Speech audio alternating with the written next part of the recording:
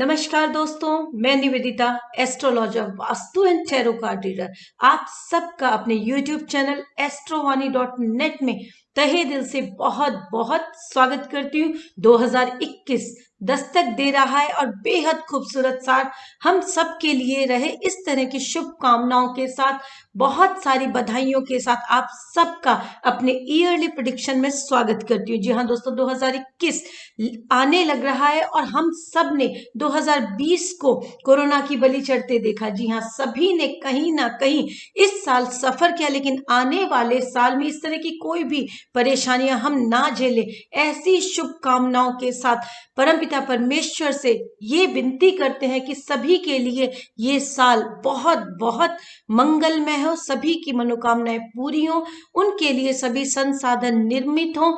जैसा आप कृत्य करते हुए चलते हैं उसके अनुरूप आपके फल शुभता के साथ निर्मित हो। आने वाले समय की जो संभावना है वो आपके साथ डिस्कस करूंगी। पूरा वीडियो जरूर देखिएगा और सब्सक्राइब जरूर कर लीजिएगा, बेल आइकन को प्रेस कीजिएगा, ताकि जो मंथली प्रेडिक्शन आने वाले समय में आपके लिए लेकर आऊं उन्हें आप देख पाए। लास्ट में, वीडियो के अंत में आपके साथ आने वाले पूरे साल के उपायों को साझा करूंगी, ताकि इस साल को और खूबसूरत आप अपने लिए निर्मित कर सके। क्योंकि छोटी छोटी चैंटिंग्स, छोटे छोटे उपाय जो हम करते हुए चलते हैं, गोचर को जानकर, पूर्व से जानकर, ग्रहों की स्थिति को, वो फिर हमें शुभता देने वाले हो जाते हैं। चलिए जानते हैं मेष से लेकर मीन राशि वालों के लिए आने वाला 2021 किस तरह की स्थितियों को क्रिएट कर रहा है।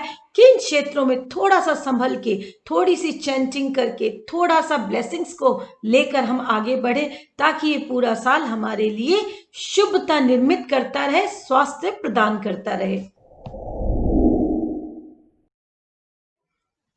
तुला लग्न और राशि वालों के लिए 2021 किस तरह की स्थितियों का आगाज कर रहा है, चलिए अपनी चर्चा को आगे बढ़ाते हैं और काल पुरुष के सप्तम भाव में विराजमान 7 नंबर की राशि के बारे में चर्चा करते हैं। आप अपनी पत्रिका को खोल कर देखें, अगर उसके प्रथम भाव में 7 नंबर लिखा है, यह चंद्रमा 7 नंबर के अंदर है, तो ये पूरे साल की प्रेडिक्शन, जनवरी से लेकर दिसंबर तक की प्रेडिक्शन आप ही के लिए। आप हर माहवारी से जानकर अपने हर काम को सुनिश्चित कर सकते हैं और आने वाले समय में इससे लाभ ले सकते हैं। जी हाँ दोस्तों, जब हम इस तरह के प्रेडिक्शंस के साथ जुड़ते हैं तो संक्षेप में हर माह का विवरण हमारे सामने होता है और शुभता के लिए हम छोटे छोटे उपाय, छोटी छोटी चैंटिंग करते हुए, समय के अनुरूप अपने आप को करते हुए आगे बढ़ते हैं। चलिए पहले आपके व्यक्तित्व के बारे में जान लेते हैं। आपका व्यक्तित्व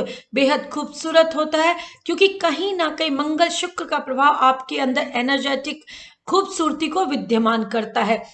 गौर वर्ण के होते हैं, हर रिश्ते को तराजू की तरह तोल कर, मैनेज कर कर रखने वाले आप हो जाते हैं। क्योंकि जब आप रिश्तों के मध्य सामंजस्य बिठा लेते हैं तो फिर शुभता आना तय होता है। कलह से आपको डर लगता है, वाणी आपकी ओजपूर्ण होती है और कर्म क्षेत्र के अंदर आपकी सुंदरता बखूबी देखने को मिलती है। भाग्य आपका साथ देता है, मेहनत आपकी चैनलाइज होती है। अगर आप आलस्य नहीं करते हैं तो आप अपने लिए सुखद भाग्य का निर्माण स्वयं करते हैं। और अगर कहीं ना कहीं कोई डिलेज आपको लगते हैं संतान को लेकर या आपके सुख साधनों को लेकर, तो आप सहज उन्हें स्वीकार करते हुए आगे बढ़ते हुए हर स्थिति के अंदर अपने आप को मैनेज करने वाले हो जाते हैं। अब जनवरी माह के अंदर किस तरह की ग्रह स्थिति निर्मित हो रही है आपके लिए, चलिए सबसे पहले उसे जान लेते हैं। लग्न के और अष्टम के स्वामी शुक्र बनते हैं, जो कि आपके जनवरी माह के अंदर थर्ड हाउस यानी कि धनु राशि पराक्रम भाव में विद्यमान होंगे, सूर्य बुध की युति के साथ। और लग्नेश पराक्रम में भाव में विद्यमान होकर आपकी मेहनत को बढ़ाने वाले हो जाएंगे।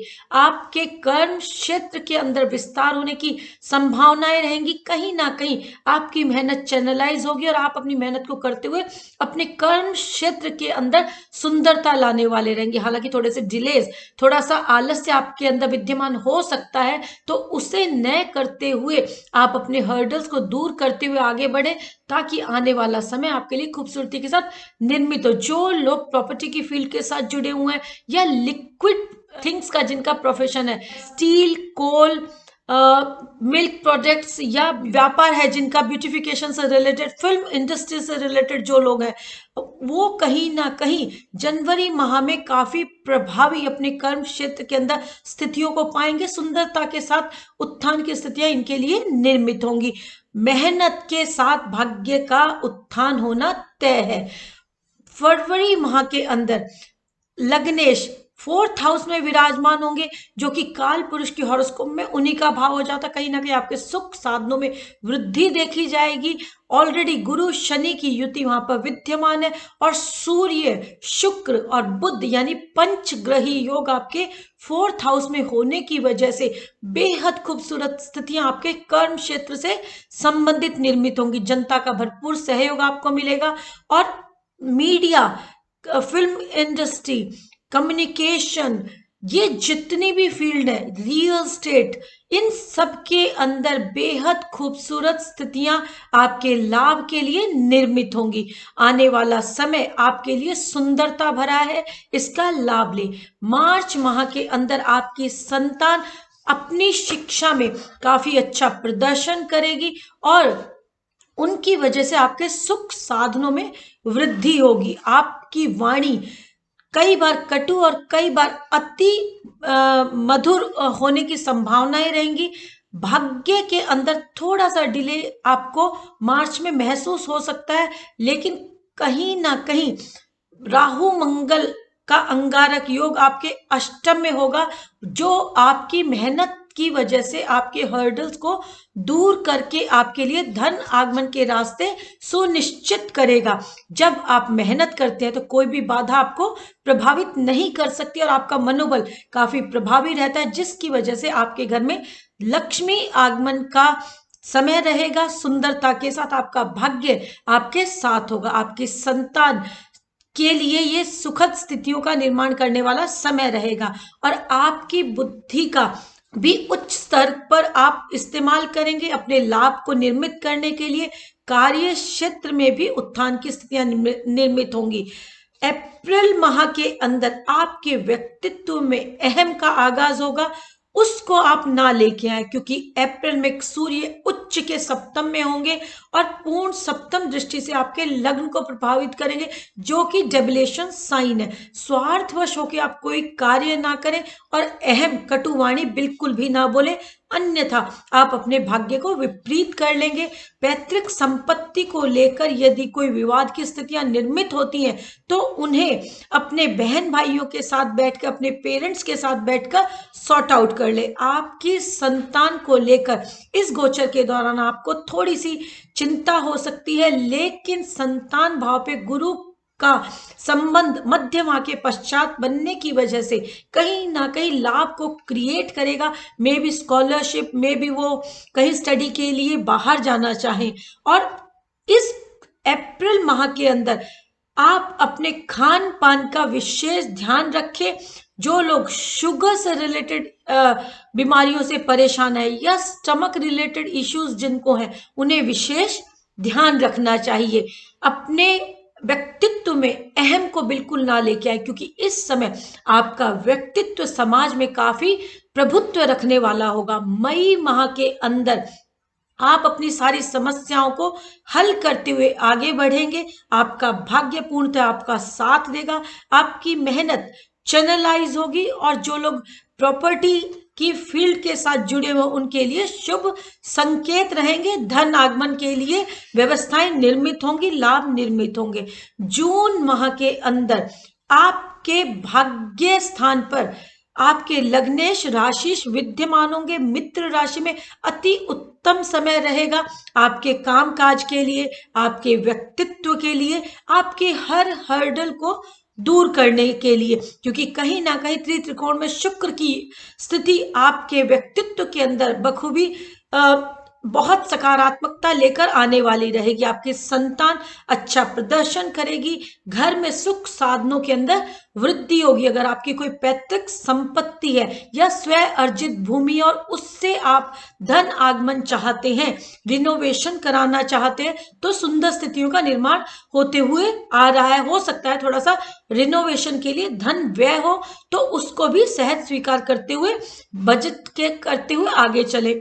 जुलाई माह के अंदर आपका भाग्य चरम पे होगा और आपके कर्म क्षेत्र के अंदर काफी सुंदर स्थितियां निर्मित होंगी। अगर आप वर्क प्लेस पर किसी को पसंद करते हैं, किसी रिलेशनशिप में हैं या परिणय बंधन में बनना चाहते हैं, तो ये समय आपको सुखद अनुभूति देने वाला रहेगा। नकारात्मकता से बचें, क्योंकि अगर आप अपने जीवन साथी को लेकर नकारात्मकता लाते हैं अपने व्यक्तित्व में, तो कहीं ना कहीं आप विरोध की स्थितियों को उत्पन्न कर लेंगे। कटु वाणी बोलने से आपको बचना चाहिए। अगस्त माह में आपका भाग्य बेहद खूबसूरती के साथ आपके लाभ को निर्मित कर रहा है। प्रॉपर्टी से धन आगमन होगा, कार्य क्षेत्रों में विस्तार होगा, हर्डल्स दूर होंगे, संतान अच्छा प्रदर्शन करेगी। जो लोग फिल्म इंडस्ट्री के साथ जुड़े हुए हैं, उनके लिए बेहद लाभ की स्थितियां इस माह निर्मित होने की संभावनाएं बढ़ जाएंगी।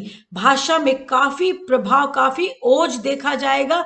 बस आपको कटुवाणी इस माह में नहीं बोलनी चाहिए। वैसे तो कभी भी नहीं बोलनी चाहिए, लेकिन हमेशा ये ध्यान रखें कि ऐसी वाणी बोलिए मन का आपा खोए, औरन को शीतल करे आपहु शीतल होए। जी हाँ दोस्तों, वही भाषा बोलनी चाहिए जो आपके साथ साथ औरों को भी सुखद अनुभूति देने वाली हो। और वैसे भी आप तो बहुत सौम्य, बहुत सुंदरता भरे व्यक्तित्व के व्यक्ति हैं, तो क्यों अपनी भाषा को अभद्र करें।